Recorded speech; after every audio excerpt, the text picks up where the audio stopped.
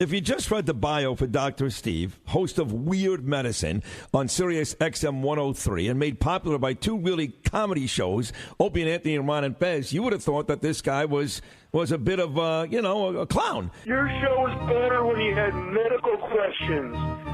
Hey! I've got diphtheria crushing my esophagus. I've got Ebola virus dripping from my nose. I've got the leprosy of the heart valve, exacerbating my incredible woes. I want to take my brain out and blast it with the wave, an ultrasonic, echographic, and a pulsating shave. I want a magic pill for all my ailments, the health equivalent of Citizen Kane. And if I don't get it now in the tablet, I think I'm doomed and I'll have to go insane. I want a requiem for my disease, so I'm paging Dr. Steve. Dr. Steve! It's Weird Medicine, the first and still only uncensored medical show in the history of broadcast radio, now a podcast. I'm Dr. Steve, with my little pal Dr. Scott, the traditional Chinese medical practitioner who keeps the alternative medicine weirdos at bay. Hello, Dr. Scott. Uh-oh. Why is your mic not on? Try that again. Hey, Dr. Steve. And my wife, Tacie, the professional WebEx attendee. Hello. Not for the next 2 weeks, though, right? Nope. Excellent. This is a show for people who would never listen to a medical show on the radio or the internet. If you have a question you're embarrassed to take to your regular medical provider, if you can't find an answer anywhere else, give us a call at 347-766-4323. That's 347 Pooh-head. Pooh-head. Wow. What the hell? I'm on vacation. Hell is frozen over. I'll say what I want. I'm going to say what I want. Visit our website at drsteve.com for podcast medical news and stuff you can buy, or go to our merchandise store at cafepress.com/weirdmedicine. Most importantly, we are not your medical providers. Take everything you hear with a grain of salt. Don't act on anything you hear on this show without talking it over with your doctor, nurse practitioner, practical nurse, physician assistant, pharmacist, chiropractor, acupuncturist, yoga master, physical therapist, clinical laboratory scientist, registered dietitian, or whatever. All right, very good. Well, it's good to see you. I'm very interested. You know, that opening that we've done with Bernie and Sid, and then this guy, hang on. Oh, wait a minute. Let's stop all that. This guy. Your show was better when you had medical questions. Hey! The fact that fits perfectly with the intro music. So in the intro music being this. And I just happened to accidentally just hit it at the same time one day. Your show was better when you had medical questions. Hey! I've got diphtheria. It's perfect. That's hilarious, yeah. Dude hits the post perfectly. I want to know if that guy is around, and that was probably that's been years. Called in. That was back when double vasectomy turd was here. Yes. So, well, let's try this one. Let me try this one. Hang on. Can you please stop bullshitting and get to the question? That works. That's pretty darn close, too. That works. Pretty close. Now, this one is 6 seconds long. Let's see. Hang on. God damn, this is about as boring as sex with my wife. I've got diphtheria. That's perfect, too. There you go. Let me see. I think that's it. No, okay. We got one more. Here's one more. You never answered a single fucking medical question. The fuck, man? I've got diphtheria. That one doesn't quite work. He was one tick too long. Let me see if I do it a little early.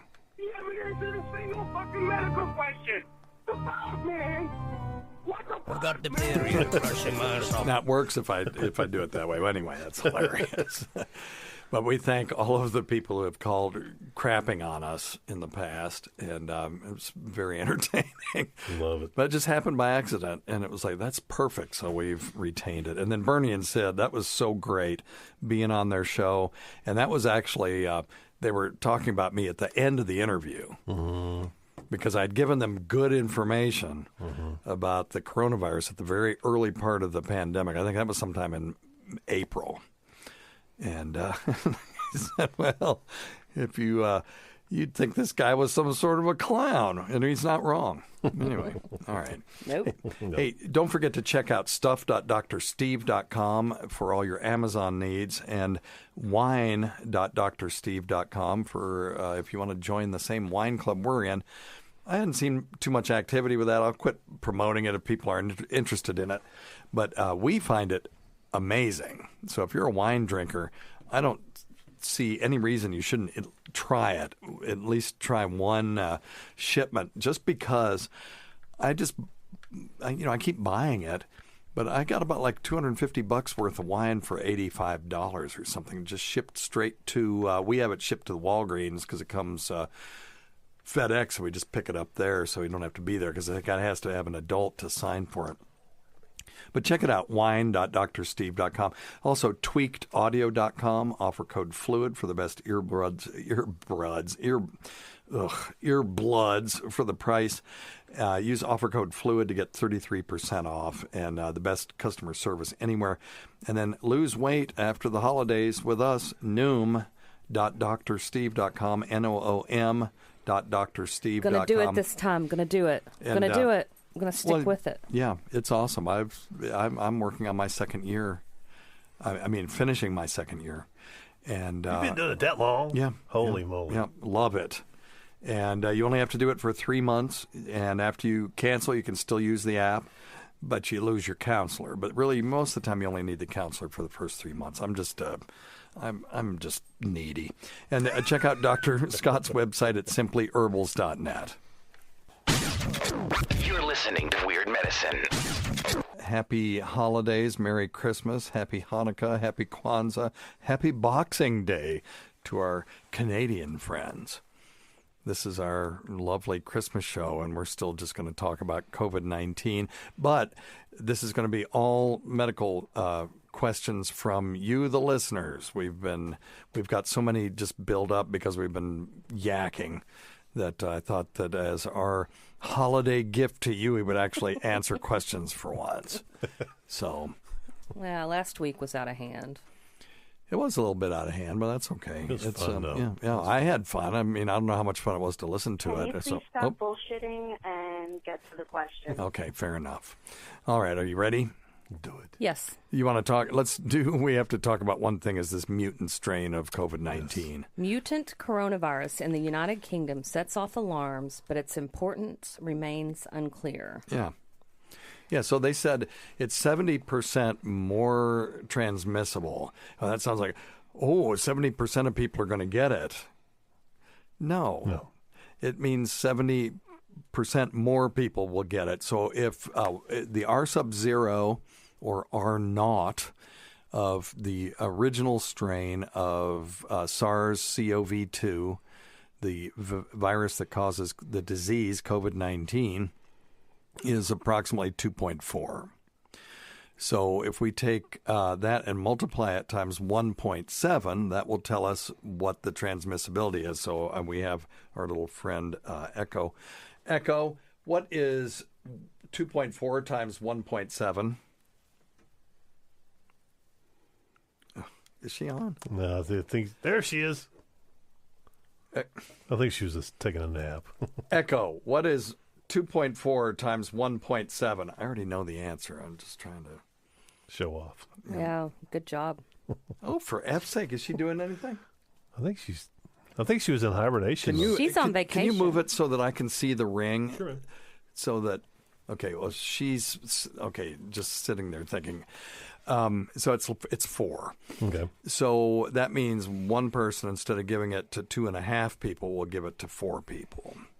So now that increases the requirement for herd immunity to get up to almost 70% from 56%. Okay. So if this strain somehow took over, then we'd have a little bit farther to go to get to herd immunity. Mm-hmm. Now, it only matters if the people who are already immune to the original strain are not immune to this one. Because if they're not immune to this one, it's a whole new freaking pandemic. Right. And that also means that the vaccines that we have out don't work. There's no evidence that that's the case. As a matter of fact, it makes a lot of sense that the vaccine and previous immunity will still hold even with this new strain. Okay? Right. And the other way that it would matter is if it was somehow more deadly. And again, there's no evidence of that at all. Good. So if it's not more deadly and immunity is the same, the vaccine works against it. If you had it before, it works against it. Then this isn't a big deal. We'll just have to get to herd immunity a little bit quicker, and it'll take a little bit farther to get there. That's if this becomes the prevalent strain. We don't know that. A lot of times viruses will mutate, and when they mutate, they become less deadly. Right. They'll trade transmissibility for lethality because the vaccine doesn't want to kill us. It wants us to transmit it to somebody else.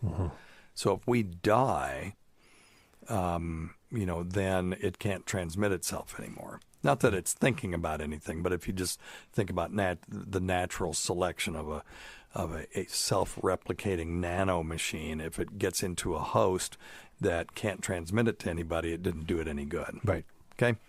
So we'll see. We shall see. In about a month, we'll know the answer. Good.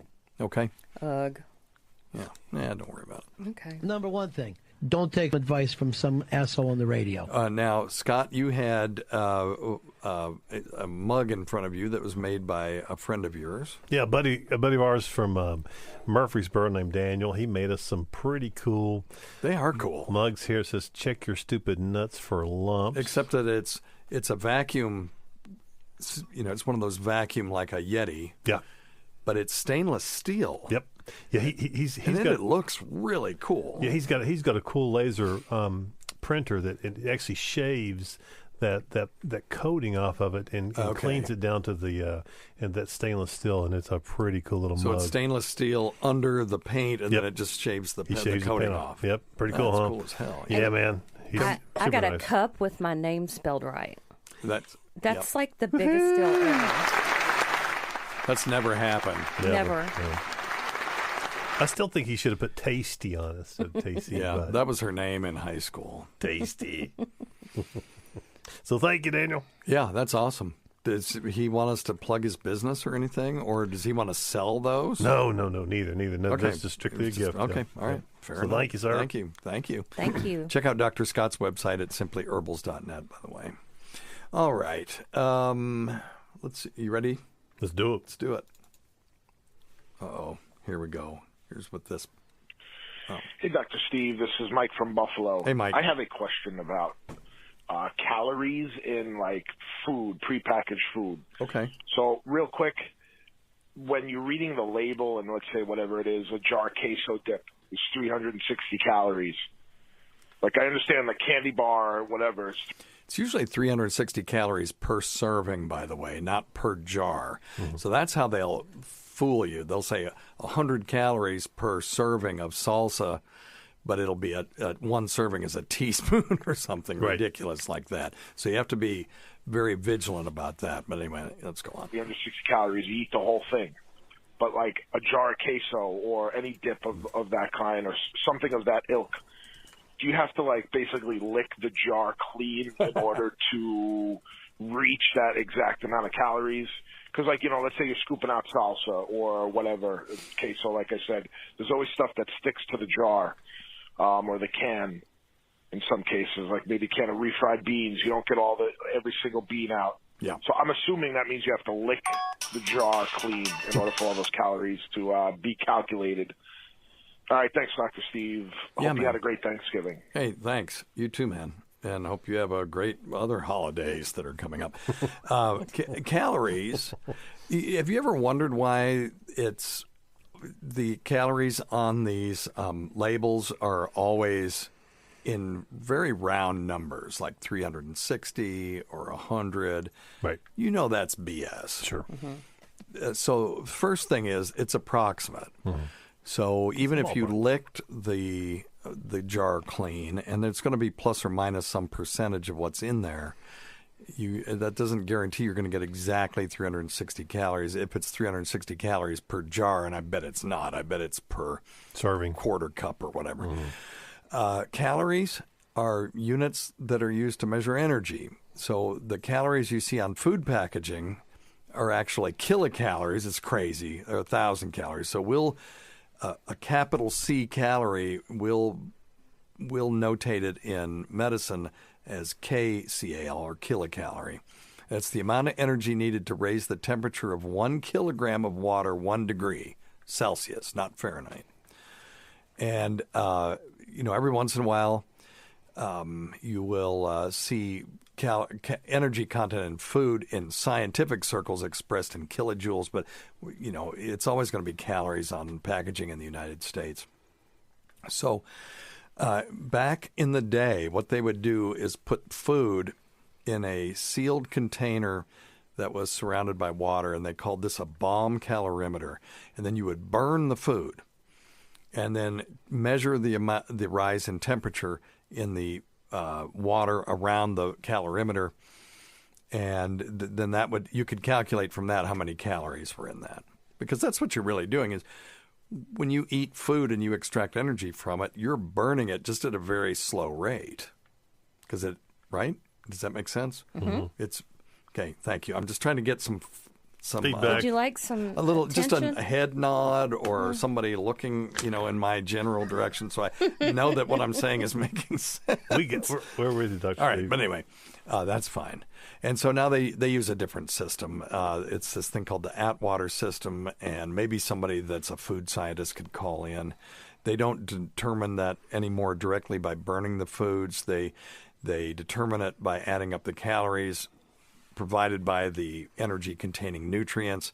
So it's more like a spreadsheet now. You put in protein, carbohydrate, fat, and alcohol, and then boom, and then you have to subtract the fiber and all that stuff. But so when they do that, again, it's going to be approximate, and they're rounding up or down just to make it look like round numbers on there. And the FDA allows them a certain amount of leeway. Cool. Okay, so that's how that works. So don't worry about it. Just if you basically, like if you want to be on a 1,200 kilocalorie diet, then if you eat foods that are marked in a way that gets you up to 1,200 kilocalories every day, it's going to be plus or minus. You'll be fine. You're in the neighborhood, yeah. Yeah. Okay. Yep.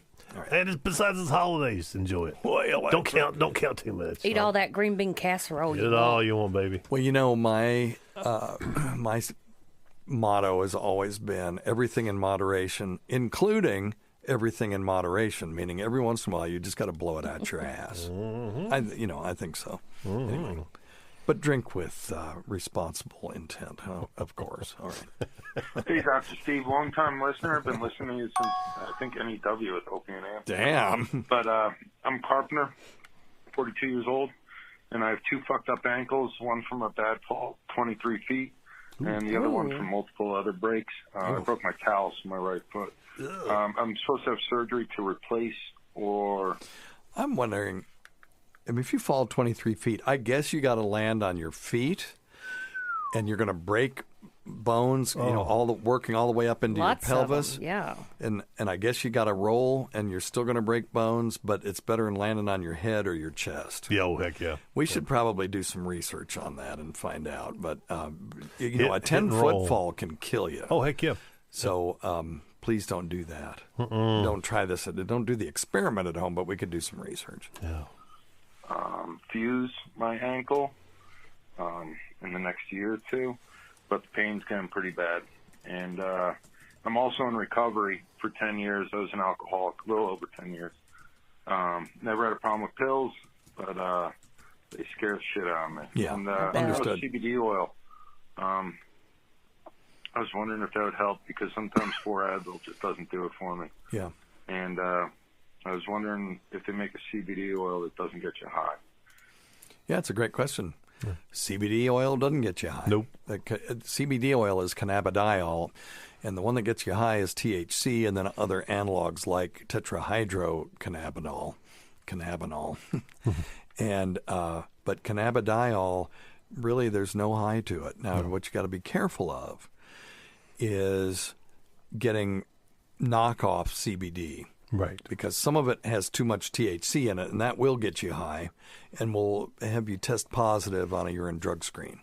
So normal run-of-the-mill CBD derived from hemp plants should have no more than like 0.3% THC in it. To be legal to be sold as CBD. Yeah. That's correct, yeah. Hey, can I add to this too? Yes, of course. Please do. For this guy, real quickly. I also found the answer on how to fall from a high height. Go ahead. Yeah. First, don't fall. Yeah, first, right. Prevention is the key. Avoid falling from high places. But really quick, this guy, because I deal with this all the time with guys or folks that have drug addictions and giving them alternative for pain medicine. So the curcumin turmeric formula is great. It works very similarly to an NSAID. The CBD, what is NSAID meaning a non-steroidal anti-inflammatory drug, right, like Advil or naproxen. Yeah. Okay. So that's one good alternative. The topical things, Dr. Steve, work extremely well in these instances, which is what I prefer. Yeah. Voltaren gel is something that's a prescription medicine, works extremely well. Arnica is an old homeopathic medicine, works extremely well. And a lot of these newer topical creams that have capsaicin and things, they work extremely well for these types of ankles. Because I get these guys from orthopedics that have their ankles replaced, and these are some of the things we do. And one last thing about the CBD oil, when you eat it, when it's an edible or it's an oil, no effect. But I have heard some people say if they buy it and smoke it like a joint, that they do get a little buzz. So now, it's carboxylate? I've never heard of that. But hey, Dr. Steve, it doesn't mean they're getting stoned, but they do get a little bit of a funny feeling. So that's just what I've heard. I've never smoked any CBD, or hemp, but those are some good options. Yeah, it says here, almost all CBD products you'll find have gone through decarboxylation already because apparently it's, who knows? I guess they activate the phytocannabinoids. Those are plant-based cannabinoids because there's endocannabinoids too, ones that are in, so we have brain, that's why we have receptors for pot, is because our brains are already making a very similar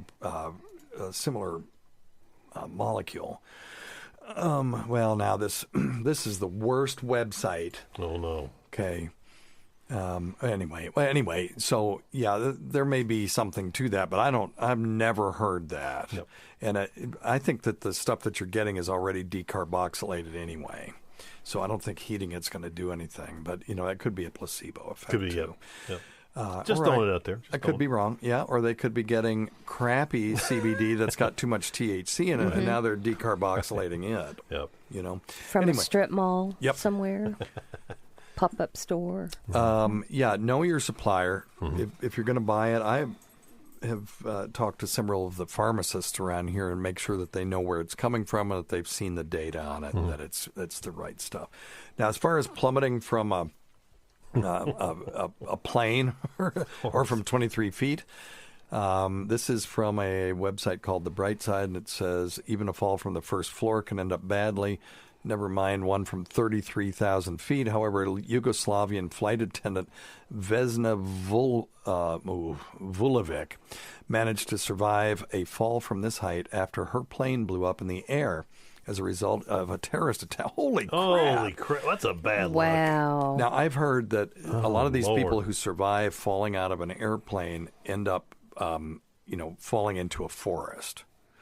And the trees mess them up. But they break their fall because the branches up at the top, of course, are not as thick as they are down low. So you sort of fall through, and each successive stronger set of branches slows you down. Now, you don't want to have your legs spread wide open while you're doing that. That would not be good. No. So that's they talk about that. Cannonball. Well, I don't think that's a good idea either. You want to have your legs together and pointed toward the ground. So if you fall out of a window, try to cling on anything you can find. It'll break your fall in a few intervals and decrease your speed a bit. If there's canopy in your way, be it plastic or glass, it will help you stop your fall. Yikes. Wow. Yeah. Lord. And it says it might sound like a cruel joke, but try to relax your muscles while you're falling. Don't tense them up. Drunk people and little kids are those who survive a fall most often, and that's true. We've seen that. These drunks will fall out of a window, and they walk away sometimes.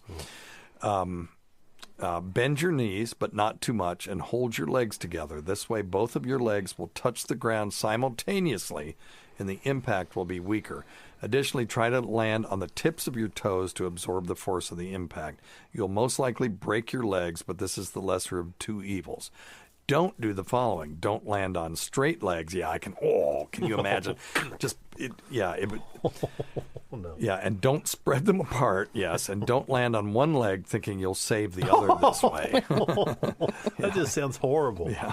Oh my gosh. I mean, I don't know that you can have the correct mindset though when you're falling. I know. That's right. Now it says if you fall from an airplane, it will take you 3 to 6 minutes to fall from a height of 33,000 Holy cow, feet. can you imagine? It wouldn't take me that long. The fall itself will have the speed of 120 miles an hour. Unfortunately, the chances of surviving are incredibly slim, but it's still worth trying to save your life. First of all, keep in mind, people who managed to survive sat in the tail part of the plane. Well, that doesn't help me if I wasn't in the tail part and I'm falling to the ground. So if something happens to your plane, like it explodes or starts falling to pieces in the air, first you're going to hear a deafening roar. Oh, geez, I don't want to hear all this. I don't even want to listen to this anymore. Next question. I want to see if they had some. Oh, they're wanting you to ride down in your chair if you can. Well, you want to have a choice. Not at that point, no. Okay. Okay, listen to this guy, though. No. There's a guy that, Alan McGee, in 1943, fell from his aircraft that was flying at a height of 20,000 feet and survived after crashing through the roof of a train station. If you happen to be in such a situation, remember this advice. Take the pose of a falling skydiver, spread your legs and arms. That way you'll slow down your fall. Try to direct your flight, move backward and forward. Don't land on water, even if you're a good diver, because it's just like concrete at that speed. Direct your fall toward a field, plants, trees, or bushes. On the other hand, there's a chance you'll be pierced with it by a stick or a branch. The best alternative would be snow or a haystack. Okay, yeah, I see a haystack. I'm going to go for it. I'm aiming that way. I'm aiming at a haystack. Okay, listen to this. Oh, Lord. Why does this scare me so much? You and me both. Well, I would have already had a heart attack, so it wouldn't matter. What Anthony said that was really true, this was a million years ago, and I realized that he and I think alike. He said that, looking over, say, like if you're at the Marriott Marquis on the 70th floor and you're looking over, the only thing that keeps you from jumping is your will not to do that. That's the only thing. Mm-hmm. Now, that creeped me out when I thought about it because that's exactly what I think about. It's like I grip onto it and look over the side, and it's like, God, I hope I don't, for whatever reason, decide to jump. And it's like, why would I do that? But that really is the only thing that keeps you from falling to your doom, is that you just don't want to do that. Oh, my God. That hotel. Hey, can we go back to the tree thing, canopy, for 2 seconds? Yeah. So I got a guy that's a Vietnam veteran and was a pilot, and his helicopter, he was flying a helicopter, and they got hit, and so the way he landed his helicopter was he was over he flew into the forest and then laid it down on his ass end first into the trees, so the trees slowed his descent down, and the blades hit it. And it was pretty crazy. Yeah. That makes sense. That makes a lot of sense. There was a 17-year-old, Juliana Kepke, managed to find her way out of the Amazon jungles after falling from the height of 10,000 feet. Whatever. I can't do this anymore. I'm going to have to leave. Next question. All right. Don't they make heavy things about what penises is or poop or something? As scary as this is driving into a lake with your car. Yeah, well, don't do that. No, I know, but what if you're or going over a bridge and the bridge is out, but you don't know it? Yeah. When I was in Vermont, I had a four-wheel drive vehicle, which you do, but I was driving to the hospital on these back roads like an idiot because I thought, well, I can get there faster. I hit a bridge, and there's, a little railing on either side, and then there's river, maybe 30 feet down on both sides. Hit the bridge, totally black ice, start spinning. Nothing I can do, it's just black ice, no friction whatsoever. I start spinning. I did 360, and then I kept spinning, did 720. By the time I finished the exact 720, I was at the end of the bridge, and I just kept going. And I just said, I just laughed. What else could you do? Are you kidding me? I just laughed, and I said, I guess this wasn't my day. Oh, my God. Wouldn't you love to have like a camera? Oh, and somebody yeah. just had a video, and everybody, because that would have been like. Well, it would have been a insane. viral video for sure. Oh, but this was way before all of that. But that was. Did you insane. soil your pants? It was weird. I was oddly calm. Oh, funny, yeah. Now, if I had gone over the edge, I'm sure the adrenaline would have kicked in. But I was just oddly calm because there's nothing I could do. Nothing you could do, no. You know, I'm either going to Jeez. die or I'm not going to die. Right. There's no third thing. Isn't that wild? Yeah, it's crazy. Phew. All right. That's a good how story. the hell did a CBD question we end up? Oh, that's because he fell out of the tree. Oh, yeah. Anyway.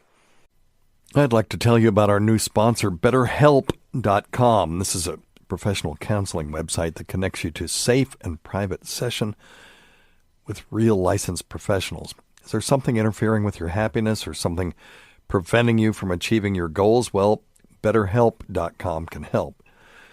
There's a broad range of experts in the field of counseling that may not be locally available in your area, and it's more affordable than traditional offline counseling. All of this without ever having to sit in an uncomfortable waiting room. Anxiety, anger, depression, LGBT matters, insomnia, grief, whatever is affecting your life can be worked on with your professional counselor. If you don't get along with them for any reason, BetterHelp makes it easy to change counselors anytime you want. I want you to get started living a happier life today. As a Weird Medicine listener, you'll get 10% off your first month by visiting our sponsor at betterhelp.com/medicine. Join over 1 million people who have taken charge of their mental health with betterhelp.com. That's betterhelp.com/medicine. It's time to turn off the lights and turn on the dark.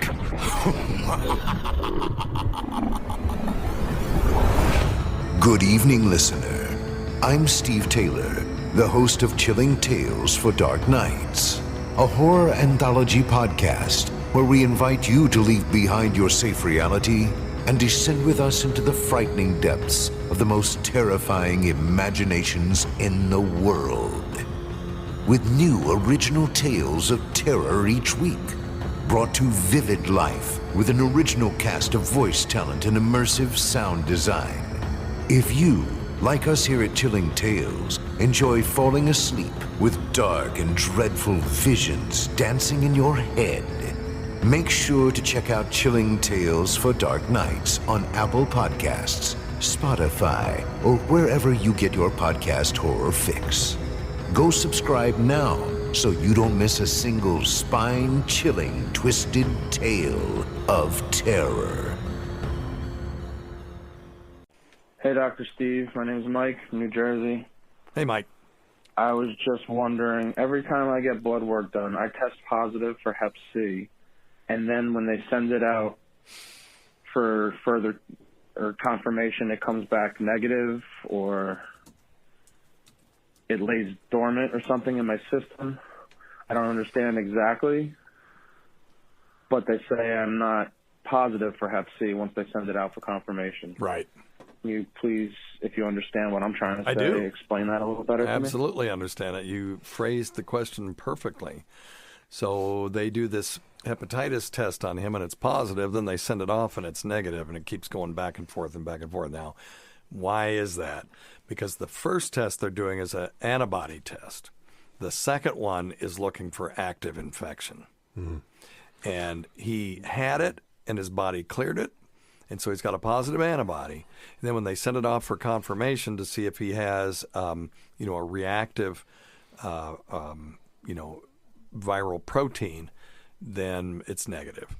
So you had it at one point, and your body cleared it. So you don't have the infection anymore, but you'll always have the antibodies. And that's just basically it. All right? Cool. Thank you. Hey, Dr. Steve, just wanted to know, once someone gets the vaccine, will we have to still continue to wear masks? That is such a great question, because in a perfect world where everything worked according to logic and science, the answer would probably be no. However, there is a caveat. We don't know that the vaccine prevents infection. We think it does. If it doesn't, it just makes you asymptomatic, and now you become an asymptomatic carrier. Then, you got to wear the mask. So we'll find out in the next few months. They vaccinated 10 times more people in the first day, or the first partial week, with this vaccine than they did during the whole 9 months of trials. So they got 20,000 people in the trial. I think they did 275,000 people, and it's probably in the millions by now. Right? So we're going to start seeing those real rare complications if there are any. But also we'll get to test things like this. Through our surveillance, are we finding people that got the vaccine that are asymptomatic but they're shedding virus? If that's the case, then they're going to still have to wear a mask until it's over. Gotcha. When is this going to be over?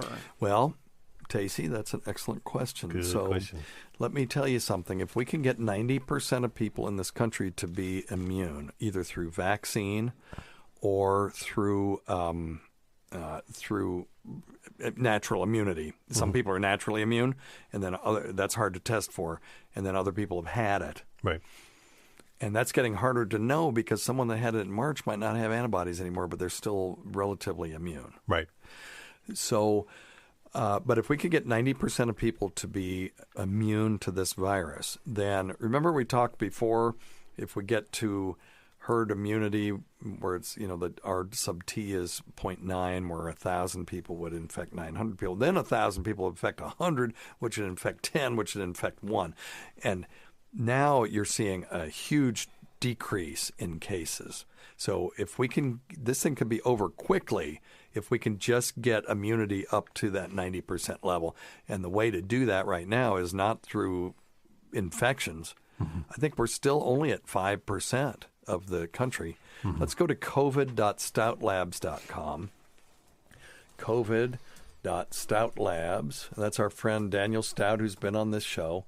He is a computer genius of world-class caliber. And we can get on his website and see just how many cases we have in this country. Okay, 18 million cases. And that is, let's say, 18 divided by 350. We'll just say 18. Let's see if Echo can do it. 8, Echo. Oh, you dumbass. Hello. What is wrong with her? Echo. All right, it's fine. There she is.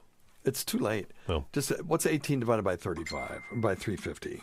Hold on.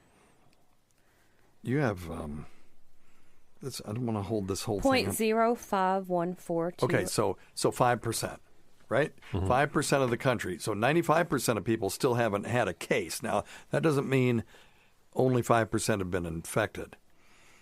But let's just say it's 5 times that.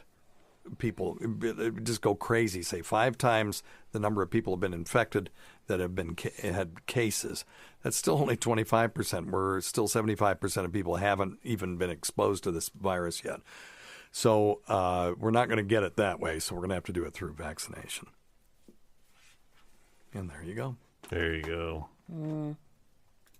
And the other thing is, you'll have to wear a mask until they get us like a scarlet letter or something that says, I don't have to wear a mask because I had the vaccine. Yeah. Now, that would be a way to encourage other people to get the vaccine, although there will be people who will counterfeit those, say, well, I ain't going to get that vaccine, but I ain't going to wear no mask neither. And then they'll wear the scarlet letter saying that they got the vaccine when they're a damn liar. Tennessee is really shining as far as number of cases. We are balls for life. Yes, we are. Well, let's just look at that. So on covid.stoutlabs.com, you can go to U.S. data. Well, yikes. We're way up there, baby. Well, way up.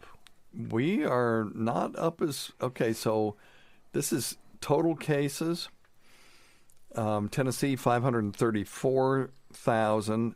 Florida, 1.2 million, but you got to do it by population because, Florida's got a bigger population than we do.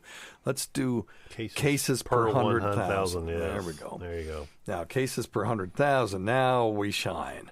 7,000 cases per 100,000. New Jersey, 5,000. Florida, 55. And New York, 44. Now, though, let's look at deaths per 100,000. and I'm just using these 4 states. Interest. New Jersey, number 1 at 205. New York, 188 per 100,000. And then Florida, 94, and Tennessee, 90. So we have more cases per 100,000, but we've got vastly fewer deaths. It's half the number of deaths per population than New York and New Jersey do. Okay, so check out this website if you really want to play with some numbers and look at some things. It's very interesting. He's done an amazing job. And just looking at the curve of total cases in the United States over the last 300 days is quite outstanding, because you see the first little bit, and then you see the first wave, and then it comes down a little bit, and then you see this second giant wave, which I really call the third wave, because I think the first segment was really the first wave. But anyway, we could argue that all day. All right. Hey, Dr. from Ohio. Hey, this RNA COVID vaccine, yes, to stop medical from doing something like this with cancer, making the body recognize it as a foreign body, and it give yourself a bill. Great. I'm going to give him one of those. Good. We've talked about that before. Yep. He's absolutely right. Cancer is a failure of the immune system to properly surveil its surroundings. And we haven't talked about this in a while. One of the analogies I'll use is you've got a serial killer living in your neighborhood, and every day you drive by this guy, and he's out there pruning his roses and mowing his lawn. Hey, how you doing? How you doing? Clean his house on the street. And then you don't. The villagers don't come with the pitchforks and the torches until one of the people that's in the basement escapes and says, "Hey, this guy's got a dungeon of horrors in there," and then we go and burn the house down, right? So the same thing is the case in the situation where you have cancer, and the immune system is just going right by all these white blood cells that are supposed to be surveilling or doing surveillance on the body are missing it, and the cancer is fitting in to the society inside the body well enough that the immune system just doesn't notice it. Right. And it's until we use special techniques to try to open up those tumors to the immune system so that they can see it as foreign. And so one way to do that is to take out some tumor cells and process them in the lab, take out white blood cells from the patient, and have them be exposed to each other. When you start seeing the white cells start to attack the cancer cells after you've manipulated them with whatever manipulation you do, then you inject them back in, they start to divide, and then they say, oh, wait a minute, that tissue over there isn't right, and then they go in and take it out. Right. Cell by cell, molecule by molecule, they can do a perfect job if they are just made aware of it. So if you go to drsteve.com and click on the upper right-hand corner, non-pseudoscience cancer cures, there's places or articles in there that I've culled from the literature, just a few of them, just so that you could see where exactly this is being done. There's another thing called the Abscopal Effect, and the Abscopal Effect is generally seen in people with melanoma. Let's say you've got melanoma, metastatic tumor in your hip, and you irradiate it. And then 3 weeks later, the patient comes back, all their melanoma's gone everywhere in their body. And what happened? Well, when they irradiated the hip, that tumor started to break down, and now the immune system could see the proteins in a different configuration, in a different way, and now they could recognize it. This is bullshit. What are you doing here? And it's just as if the victim comes running out. Oh, they're holding us in the basement. Right.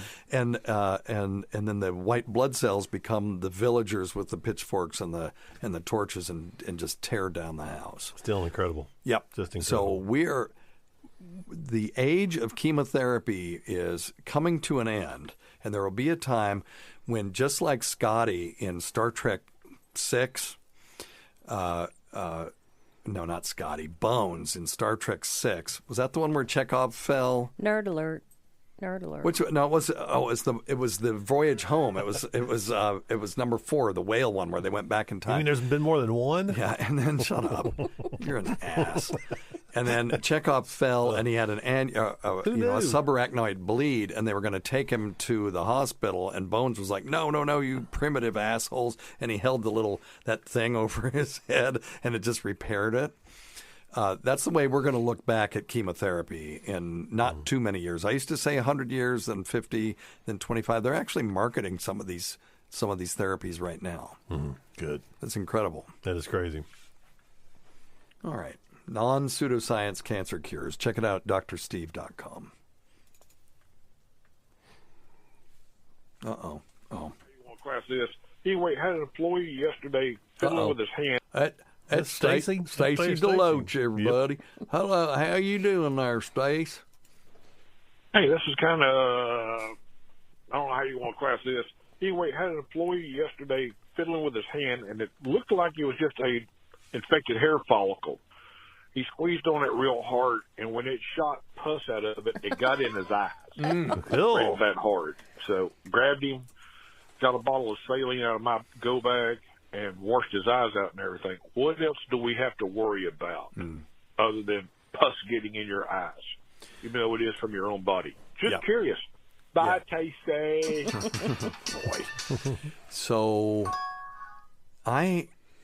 one time, I've told this story before, but this is a good place to do it, was opening up a lesion on someone's back, and it was a big dome-like lesion. It was really tense. And I said, this one's probably there's going to be a lot of fluid in there, you can tell. And I was not properly protected. I thought I was. But I just thought if I just put the number 11 scalpel in there, that the number 11 scalpel is one that you incise with. It's like a triangle shape. Mm-hmm. And if I just put the edge in, it would be no problem. Well, that's what I did, and it was under such pressure that at least a half a cup of pus came spewing out, covered up my glasses. Thank God I had my glasses on. But when something surprises you like that, what do? You go, ah! And, of course, with your mouth wide open, you get a mouthful of pus. So... Gross. Yep. That's still better than falling out of a plane. Yeah, it is better. Better than falling out of a plane. And there were no untoward effects other than the fact that it made me kind of sick to my stomach. And but I didn't get sick from it. Most of those kind of boils or carbuncles or furuncles that are under pressure like that, most of the bacteria in there are dead. The pus comes from not only bacteria multiplying, but the body recruiting white blood cells. And some oil and stuff in there too, probably. Yeah, and oil, just broken down fat, and it's just disgusting. A mess of yuck. But most of the time, the bacteria in there will be dead, and you can culture stuff out of there sometimes. But a lot of times, I've cultured abscesses, and they were just sterile, sterile abscess. So if that was the case in this guy's case, then the only thing he has to worry about is just the sort of direct irritation from the pus. If a day later he's got red. The whites of his eyes have turned bright red. Well, now he's got a bacterial infection in his eye. He's going to need some antibiotics for that. All right. I thought Tacie was going to say he sucked the pus out of the guy's hand to save his life or something cool, but no. Yeah. No, that's that old joke where, the guy gets snake bit on the end of his penis, and the only way you could save his life is to suck the poison out, and the guy says, dude, you're just going to die. So, all right. I think I may have asked you this question before, but when your blood's in your body, is it red? I've heard a theory where, not saying it's blue, but you look at your veins and they're blue, and I don't know if red mixes with the color of your vein and makes it look blue. But is that something where oxygen hits it and it turns red? Kind of. Oxygenated blood is brighter red than non-oxygenated blood, but they're both red. And if you look at them, you can really tell the difference. Like if you make a mistake and draw blood from an artery, it is a really bright scarlet color, like Tacie's iPad. Mm-hmm. And if you draw it properly from a vein, it's very, very dark. And in a dim room, it would look black. Mm-hmm. So now just exposing that to oxygen will not create a bright red blood. It has to be done cell by cell, and the only way that our body is able to do that is by passing blood through the capillaries of the lungs, where oxygen is then transmitted from the outside of the body to the inside of the body. And that makes that real bright red blood as oxygen attaches to hemoglobin. And there's all these interesting dynamics, physical dynamics that have to do with how oxygen is absorbed onto hemoglobin and how it's released. And it's beyond the scope of this discussion, but it is fascinating. Right. But the reason your veins kind of look blue, and it's not really blue, but it's just the way that the skin and the vein reflects light, because you're passing white light through the skin, bouncing off the vein, and then coming back through the skin again. And it strips off some of the red wavelengths, and what's left is just sort of blue. Bluish looking, yeah. So it looks bluish looking. Yep. Anyway, all right. Good question, though. Yeah, it's an awesome question. Mm-hmm. Love stuff like that. Well, I go to a pain management doctor, and I was told that, like, if you were to put, like, hemp oil, or if you were to use hemp oil, that it would actually register as using marijuana. Yeah, we answered this. Let's see if he's got his question's a little longer than this. Let's see if he's got a little more to it. But I was also wanting to find out, also alcohol, like if you were to... Okay, let's answer the CBD thing. Yes, what a lot of the pain clinics will say is, if you can do CBD, but if you test positive for THC, you're gone. They're gonna discharge you, and then you're left with nothing. Mm-hmm. And in 2020, when you have the kind of issues that we have, and doctors have been blamed for this opioid crisis, and we obviously, particularly in the 80s, bear some culpability in this. But a lot of doctors say, well, I'm just not going to write them anymore. Mm-hmm. And not just doctors, but all providers, nurse practitioners, and PAs too. And so in a situation like that, if you lose your pain management physician, nobody else can write anything. No. Or your pain management provider. It's going to be very difficult to find somebody else to start over with you again, because the second they find out you were discharged for cause, that's it. Right. So follow the rules. And if there's any chance that you could get the boot because you went, because they don't care. Hey, I bought it from this place and it was fly by night. It said CBD, but it had too much THC in it. They don't care. No, even if it's a reputable, even if it's a pharmaceutical grade CBD oil, they still can, if they choose to, discharge you from their practice. Right. Well, if they find out about it. But I'm saying you're more likely to test positive for THC from fly-by-night CBD than you are from the real stuff that has 0.3%. Yeah. But it really depends on how sensitive the assay is. Yep. Because there's some really sensitive assays out there. Yep. But I don't think anybody doing routine drug screening can detect the THC that's in CBD. But that doesn't mean you're cool. No. Because you don't know. Right. Unless you do the assay yourself. You put it in a GC mass spec and see that the THC level is low enough to be below the threshold detection, you could be hosed. Yeah, and those people, and because we deal with that every day too. People are scared to death of taking CBD oil, which may benefit them. Yeah. But they're scared to death because it's like if there's only one group of people that will help them with their medications. The pain clinics need to ease up on this some, in my opinion. That was what I was going to ask. 100%, so if with marijuana being awesome, more accepted, with it being more accepted and legal in certain states, I mean, are many people less loosening up on it? My rule is, I work at the cancer center, and my personal belief is that THC should be legal, and it is legal in pharmaceutical form as long as it's synthetic. There is a drug called dronabinol. It's basically lab-derived THC. What isn't legal in our state is THC derived from plants, extracted from plants. But I believe it should be available, particularly for cancer patients and hospice patients. Why would we deprive them of anything that might help them? Right. And the data is overwhelming that it's helpful for a lot of people. So I think if the pain clinics want to be in control of this, then they should sell their own CBD and then give people a pass if they have a very low level of THC in their urine. Now, they could tell them, if it's above a certain level, I'm going to know you're doing something naughty. But Dr. Steve, don't you think, and you can speak to this, and I think I'm probably going to answer yes to this. But don't you just think as a pain medicine prescriber, if you had the option to give someone CBD or even a little bit instead of a fentanyl patch, you know what I mean, or in addition to even, or even make that other stuff work better. I mean, that's, to me, it's a no-brainer. Yep, me too. I don't get it. Yeah, I don't either. It's so much. I mean, it would be. I don't get it for the providers. It would make their life so much easier. And the pain management people, they could say, "Look, we don't want you doing CBD out on the street. Here's the brand that we have vetted, and you have to buy it from us. If you buy it from us, then we'll give you a pass if you have a low-level THC.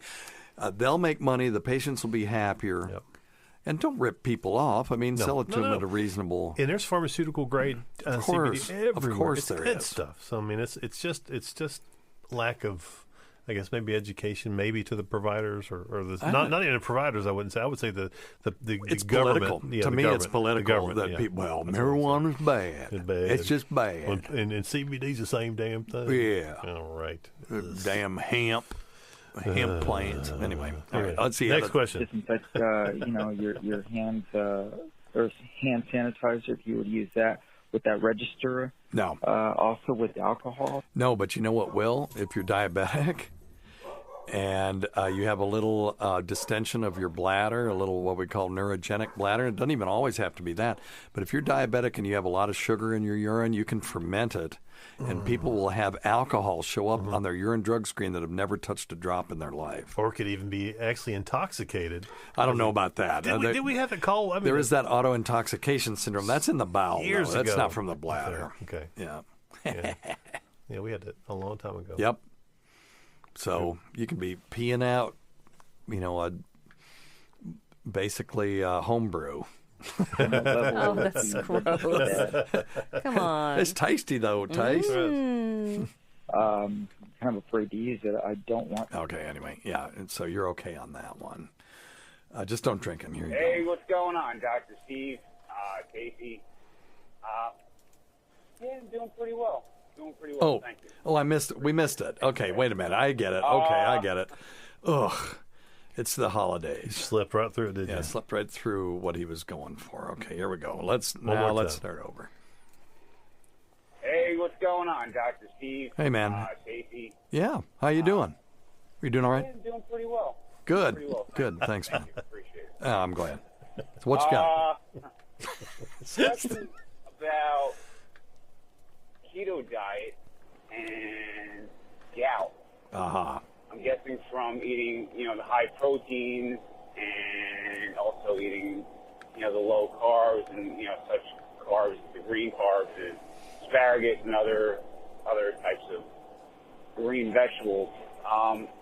Can that cause gout? If so, what could I add in to keep that from happening? All right, Scott, you're the gout expert in this. Lord. Place.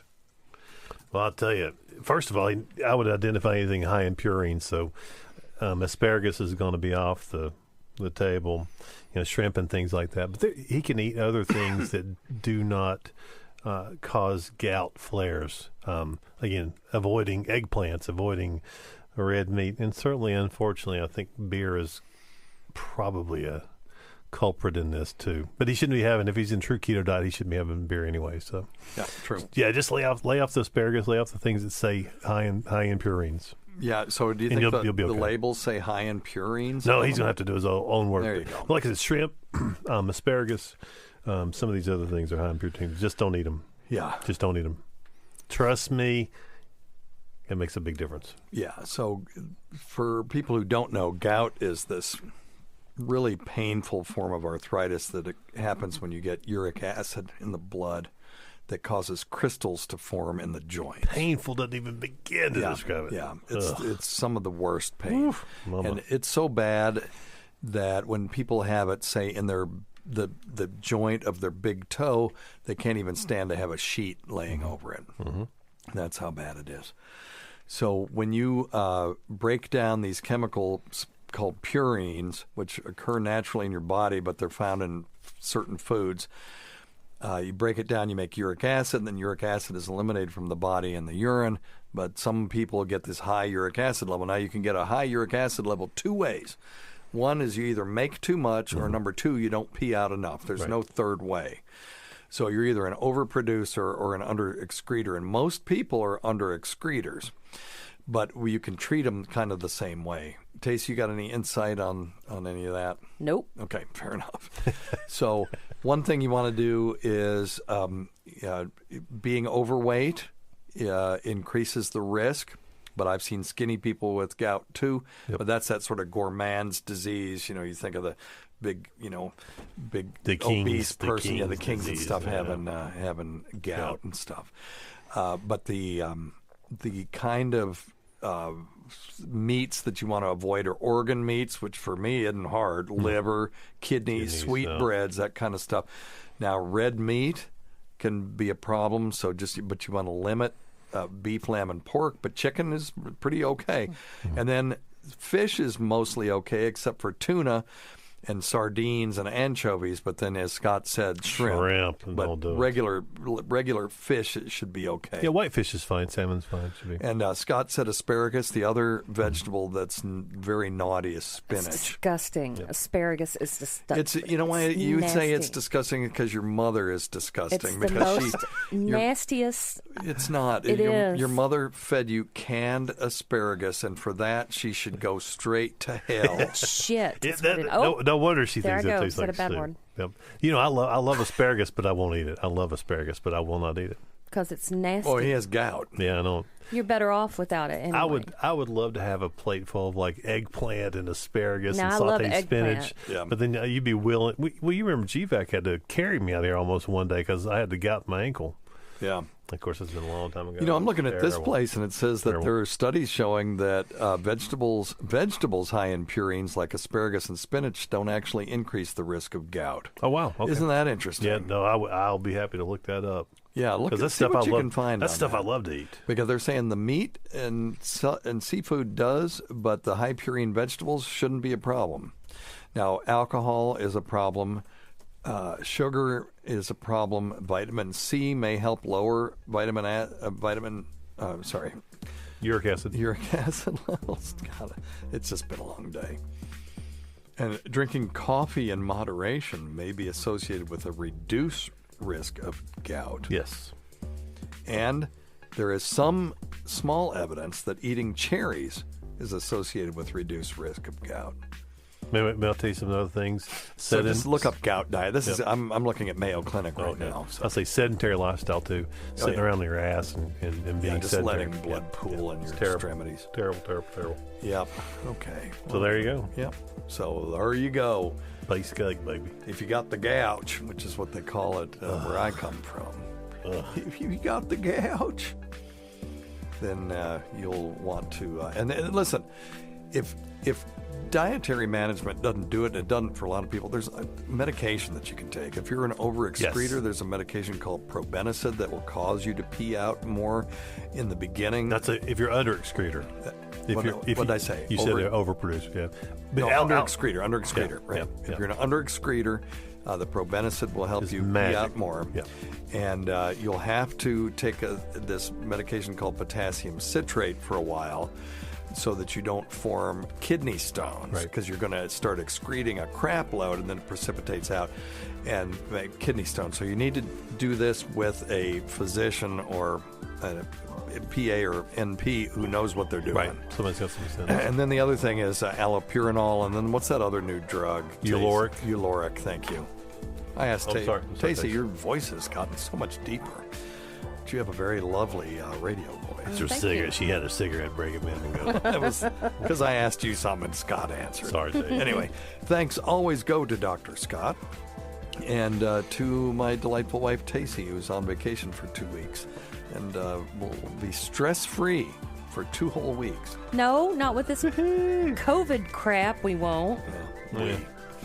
I will be. At least you'll be at home. We can't forget Rob Sprance, Bob Kelly, Greg Hughes, Anthony Cumia, Jim Norton, Travis Teft, that Gould girl, Hogan's mom, Lewis Johnson, Paul Ovcharsky, Chowdy 1008, Eric Nagel, Roland Campos, Sister of Chris, Kim Roberts, Pat Duffy, Dennis Falcone, Matt Kleinschmidt, Dale Dudley, Holly from the Gulf, the great Rob Bartlett, Dandy Don Wicklund, Bernie and Sid, Martha from Arkansas's Daughter, Ron Bennington, and Fez Watley, who supported the show, has never gone unappreciated. What the hell is going on? I don't know. Goodbye, everybody. Many thanks to our listeners whose voicemail and topic ideas make this job very easy. Go to our website at drsteve.com for schedules, podcasts, and other crap. Until next time, check your stupid nuts for lumps, quit smoking, get off your asses, get some exercise.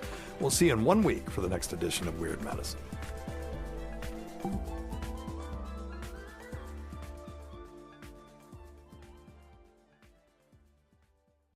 Hey, my dark darlings. Hopefully, you've been enjoying our latest videos. We're a small crew here at Something Scary, so we have to make sure that the work that goes into our episodes gets done in order and on schedule. So that's why I want to tell you about our sponsor, Monday.com.